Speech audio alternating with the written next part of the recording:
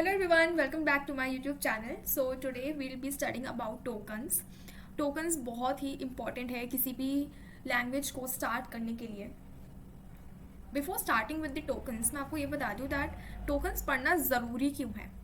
देखिए बहुत ही basic example से हम स्टार्ट करते हैं. आप जब इंग्लिश पढ़ते हो, बचपन में जब आपने इंग्लिश पढ़ी तो सबसे पहले आपने पढ़ा ABCD से फिर आपने वर्ड्स बनाने सीखे, वर्ड से फिर आपने सेंटेंस फॉर्मेशन सीखा, सेंटेंस फॉर्मेशन से आपने पैराग्राफ्स बनाया एंड सो ऑन. जब आपने मैथ्स सीखी तो उसमें आपने सबसे पहले नंबर सीखे, देन आपने अलजेब्रा तो आपने फिर अलजेब्रा सीखा, मल्टीप्लिकेशन, कॉमन ऑपरेशंस भी आपने सीखे, देन इन सबका इम्प्लीमेंटेशन भी आपने सीखा and finally you were able to solve some. Hindi में भी आप सेम स्टेप्स फॉलो करते हो. सो इससे हमें एक चीज़ पता चलती है कि किसी भी लैंग्वेज को पढ़ने से पहले, किसी भी सब्जेक्ट को पढ़ने से पहले सबसे पहले हमें उसके बेसिक क्लियर होना चाहिए, बेसिक पता होना चाहिए. सो टोकन्स बेसिकली हमारी सी प्रोग्रामिंग के लिए एज अ ABCD काम करते हैं. आप ये समझ लीजिए. Let me just write the definition. They are, tokens क्या होते हैं देखते हैं. They are smallest individual element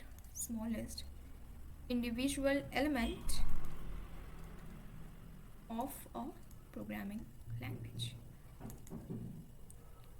इधर अगर आप ध्यान दीजिए तो मैंने यहाँ पे प्रोग्रामिंग लैंग्वेज लिखा है. आई हैव नॉट रिटन सी. क्यों? क्योंकि टोकन्स आप कोई सी भी लैंग्वेज पढ़ लो, चाहे आप C पढ़ लो, C++ पढ़ लो, C# पढ़ लो, जावा पढ़ लो, किसी भी लैंग्वेज के अंदर प्रोग्राम लिखने से पहले आपको टोकन्स के बारे में पता होना बहुत इंपॉर्टेंट होता है.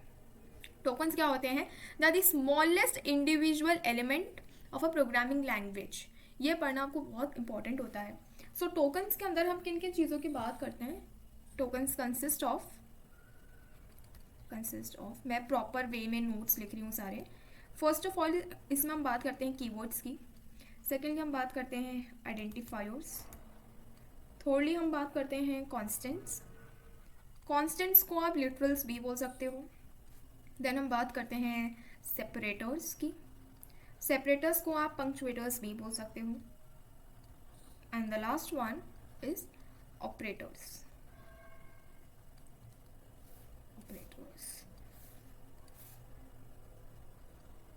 Okay, so let's start with the keywords. Keywords क्या होते हैं? So as the name suggest, keywords means they are a special type of word. ये क्या होते हैं? हमारे प्रोग्रामिंग लैंग्वेज के रिजर्व्ड वर्ड्स होते हैं. They are the reserved words of a programming language and has some meaning associated with it.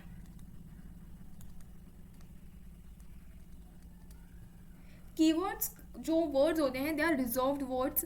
हर एक programming language में कुछ वर्ड्स ऐसे होते हैं जो कि रिजर्व्ड होते हैं. आप उसे किसी और पर्पस के लिए यूज़ नहीं कर सकते. हर एक वर्ड का, हर एक यहाँ पे रिजर्व्ड वर्ड का एक अपना मतलब होता है. मैं अगर आपको एग्जांपल बताऊँ तो इंट हो गया, कैर, फ्लोट हो गया, इफ, एल्स, स्विच और स्विच केस हो गया, ब्रेक, कंटिन्यू भी हो सकता है. ऐसे भी बहुत सारे वर्ड्स होते हैं. सी की अगर हम बात करें तो सी के अंदर 32 कीवर्ड्स प्रेजेंट होते हैं. इफ़ यू वांट तो मैं आपको 32 कीवर्ड्स की लिस्ट भी दे सकती हूँ. एग्जाम में कभी कभार कीवर्ड्स लिखने के लिए आ जाता है, या फिर वाइवा में भी पूछ सकते हैं पूछने को. तो सो ये हमारा कीवर्ड्स का पार्ट हो गया. ऐसे ही और भी होते हैं. Let's move to identifiers. Identifiers भी बहुत ही ज़्यादा इंपॉर्टेंट होते हैं. Let's talk about it. Identifiers basically they are the names given to variable और एनी फंक्शन. सो ये क्या होते हैं? Names given to variable. किसी भी वेरिएबल को अगर मैं कोई नाम देती हूँ तो वो मेरा आइडेंटिफायर होता है, या फिर कोई फंक्शन हो गया, और भी चीज़ें आ जाती है इसके अंदर. एग्जाम्पल में मैं आपको एक्सप्लेन करती हूँ. चलो ब्लैक सी करते हैं. एग्जाम्पल में अगर मैं आपको वेरिएबल का एग्जाम्पल दूँ तो int a is equal to 5, ये मैंने लिखा. आपका इंट तो क्या हो गया? यहाँ पे कीवर्ड हो गया, क्योंकि ये मैंने यहाँ पे कीवर्ड में लिख रखा है. एंड वैसे मैंने डेटा टाइप्स भी पढ़ा रखे हैं. If you have not refer to that video please refer to that video also. मैं उसका लिंक डिस्क्रिप्शन बॉक्स में डाल दूँगी. a यहाँ पे क्या है? ये वैसे तो एक वेरिएबल है, बट इसके कॉन्टेक्स्ट में इट इज़ अ आइडेंटिफायर. और ये एक वेरिएबल की तरह भी काम कर रहा है। एंड 5 इज़ अ कांस्टेंट जिसकी अभी हम बात करेंगे। अगर मैं आपको एक और एग्जांपल दूँ फंक्शन के रिस्पेक्ट में अगर मैं कोई एग्जांपल दूँ, तो मैंने बनाया कोई वॉइड सम नाम का मैंने कोई फंक्शन बनाया। अब यहाँ पे जो सम है it is also type of identifier only. जो भी नेम होता है जो कि हम किसी वेरिएबल को देते हैं या फिर किसी फंक्शन को देते हैं, वो सारे नाम आइडेंटिफायर्स होते हैं। अब बात कर रहे हैं हम यहाँ पे नेमिंग की। So there are some rules that we should follow in order to name identifiers. कुछ रूल्स होते हैं जो कि हमें फॉलो करने पड़ते हैं and they are important. Rules की हम बात कर लेते हैं एक बार। फर्स्ट रूल कहता है दैट कीवर्ड्स को आप यूज़ नहीं कर सकते। Keywords can not be used as an identifier. आप कीवर्ड्स को as an identifier, as a name, कोई फंक्शन का नेम, आप कोई कीवर्ड नहीं रख सकते। एग्जाम्पल में अगर मैं लिखूँ तो जैसे मैंने लिखा इंट फ्लोट, दोनों के दोनों कीवर्ड है। यहाँ पे मैं टाइप बता रही हूँ कि ये तो कीवर्ड है, यहाँ तो कीवर्ड ही आता है, वो मान लिया, बट यहाँ तो वेरिएबल आता है या फिर कोई आइडेंटिफायर आता है। यहाँ पे मैं कीवर्ड लिख दूंगी तो ये क्या हो जाएगा, गलत हो जाएगा। सेकेंड जिस चीज़ के बारे में हम बात करते हैं वो ये होता है कि जो हमारा फर्स्ट कैरेक्टर जो भी है वो हमारा या तो होना चाहिए अल्फ़ाबेट, या फिर क्या हो सकता है, अंडरस्कोर हो सकता है, अंडरस्कोर का साइन ऐसा। इसी में एक और चीज़ आती है कि no symbols other than underscore is allowed. आप इसके अंदर कोई और सिंबल, अगर आपने डॉलर लगा दिया, @ लगा दिया, हैश लगा दिया, तो ये गलत हो जाएगा। आप सिर्फ अंडरस्कोर सिंबल को ही यूज़ कर सकते हो। एंड एक और बात, digits can be used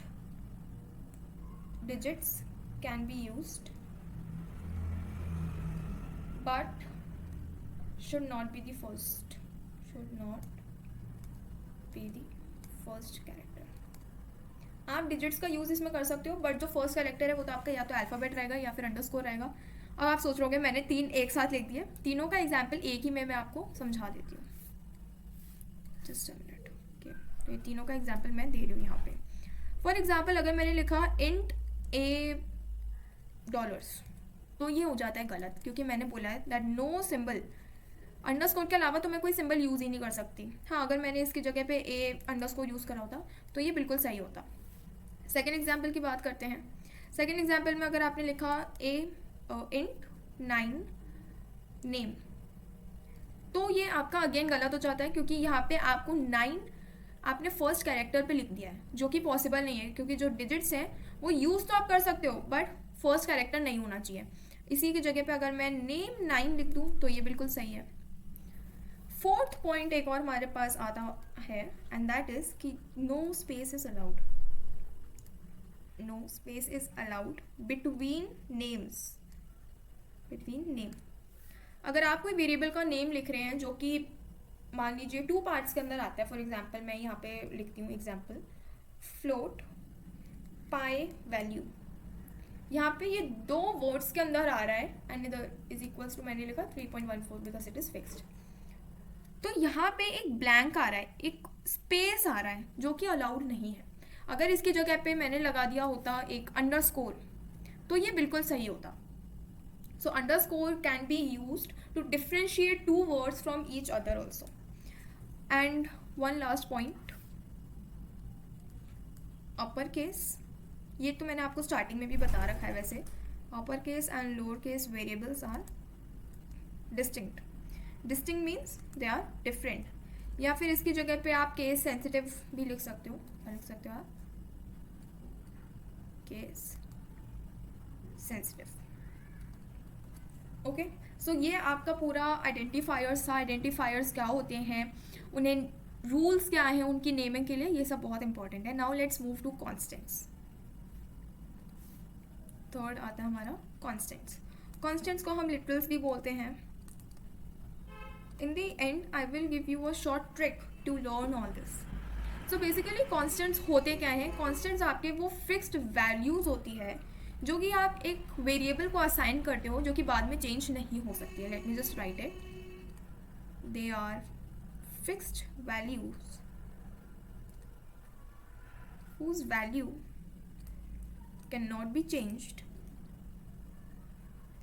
during execution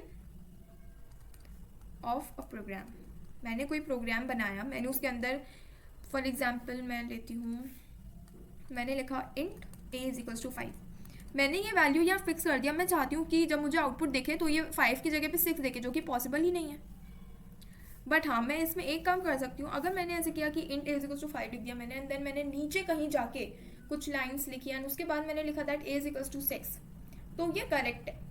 लेकिन अब यहाँ पे एक ट्विस्ट आता है। अगर आपने कुछ इस तरीके से लिखा कॉन्स्ट इंट a = 10 एंड आपने फिर कुछ लाइन्स कोड लिखी एंड देन आपने इसकी वैल्यू चेंज कर दी टू 20, आपको आपका कंपाइलर एरर दे देगा। एरर क्यों देगा? क्योंकि वो बोलेगा सबसे पहले तो आपने इधर यूज़ किया है, सबसे पहले तो आपने इधर यूज़ करा है ये कांस्टेंट, जो बोलता है कि ये जो a है ये हमेशा 10 ही रहेगा चाहे कुछ भी हो जाए। आप इसको चेंज करने के लिए मान ही नहीं रहे हो। अगर आपको a की वैल्यू 10 से 20 करनी है then you have to change this also, but वो तो आप नहीं कर रहे। दूसरी चीज़ वो क्या बोलता है कि ये जो कॉन्स्ट है, कॉन्स्ट को हम क्यों यूज़ करते हैं, मैं लिख देती हूँ। कॉन्स्ट हम यूज़ करते हैं to create constant variable, constant variable बनाने के लिए, ताकि आगे जाके इसकी जो वैल्यू है वो कभी भी चेंज नहीं हो। इसको वापस से लिख देते हैं अपन। यहाँ पे आप स्मॉल c का यूज़ कर रहे होते हो। So this is all about constants या फिर लिटरल्स भी आप इसको बोल सकते हो। Now let's move to separators. So separators या फिर पंक्चुएटर्स आप इसको बोल सकते हो। सो ये क्या होते हैं? सेपरेटर्स मतलब सेपरेट, इससे याद रख लो कि सेपरेटर क्या करता है, सेपरेट करता है एक एलिमेंट को दूसरे एलिमेंट से। ये क्या करता है? Basically it separates an element from the other element। मैंने कोई एलिमेंट लिख रखा है, अगर मुझे इसे दूसरे एलिमेंट से डिस्टिंक्ट बनाना है, अलग दिखाना है, तो मैं सेपरेटर्स का यूज़ करती हूँ। Let's use an example to demonstrate it. Example मैंने लिखा int p q and then मैंने लिखा फ्लोट a b। मैंने कुछ इस तरह से लिखा। अब अगर मुझे p को q से अलग करना है, क्योंकि अगर मैं यहाँ कॉमा यूज़ नहीं करती तब तो p q हो जाता, इंट p q हो जाता, दैट मीन्स ये तो एक वेरिएबल हो जाता, लेकिन यहाँ तो मैंने दो वेरिएबल्स बना रखे हैं। Getting my point? तो p और q को अलग कौन कर रहा है? p और q को अलग करने का काम कर रहा है सेपरेटर। सेपरेटर इस एग्जाम्पल में जो भी है वो मैं यहाँ पे लिख देती हूँ। सेपरेटर्स यहाँ पे फर्स्ट ऑफ ऑल एक कॉमा है, आपको दिख रहा होगा, यहाँ पे भी कॉमा की वजह से a और b सेपरेटेड है। अगर मुझे लाइन को ही सेपरेट करना है तो मैंने यहाँ पे क्या यूज़ करा हुआ है? एक सेमीकोलन यूज़ करा हुआ है। अगर मैं यहाँ पे सेमीकोलन यूज़ नहीं करती हूँ तो मेरा कंपाइलर इसको पता है कैसे रीड करता है? कंपाइलर रीड करेगा कि अच्छा इंट p q, आपने एक लाइन को एंड नहीं किया और आप उसी के आगे फ्लोट a b लिख रहे हो, क्योंकि इसके आगे जो भी अब आएगा वो एक वेरिएबल होगा and float is a keyword. Keyword को आप ऐसा वेरिएबल कैसे रिप्रेजेंट कर सकते हो? इसलिए आपको इसको एंड करना पड़ेगा। उसको आप एंड करने के लिए क्या यूज़ करते हो? एक सेमीकोलन का आप यूज़ करते हो। सेपरेटर सिर्फ ये दो ही नहीं होते, और भी होते हैं। आप ले सकते हो ब्रैकेट्स हो गए, आपके डबल कोट्स हो गए, नॉर्मल ब्रैकेट्स हो गए, कर्ली ब्रेसेस हो गए, तो और भी होते हैं। ये सारे आपके क्या होते हैं? सेपरेटर्स होते हैं। सो यहाँ तक का आपने कर लिया है। कीवर्ड्स हो गया हमारा, आइडेंटिफायर्स हो चुका है, कांस्टेंट या फिर लिटरल्स हो चुका है, सेपरेटर्स या फिर पंक्चुएटर्स हो चुका है, and the last one is हमारा ऑपरेटर बचा हुआ है। Operator we will be studying in the next video. So that's all for today. If you have not subscribed my channel, please subscribe my channel and hit the bell icon. Video अगर अच्छा लगा तो like share subscribe कर देना। And इससे पहले वाली video में I have talk about data types. Data types अगर आपको ये समझ नहीं आ रहा कि ये इंट क्या है, कैर, फ्लोट, ये सब क्या है, ये वाला पार्ट तो अभी छोड़ दो, ये वाला अभी तो हम पढ़ेंगे। अगर आपको ये तीनों नहीं पता है so please go and refer to the second lecture. This is the third lecture and in the upcoming lecture we would be studying about operators. Operators भी बहुत इंपॉर्टेंट होते हैं। Okay, then stay happy, stay safe, and thanks for watching.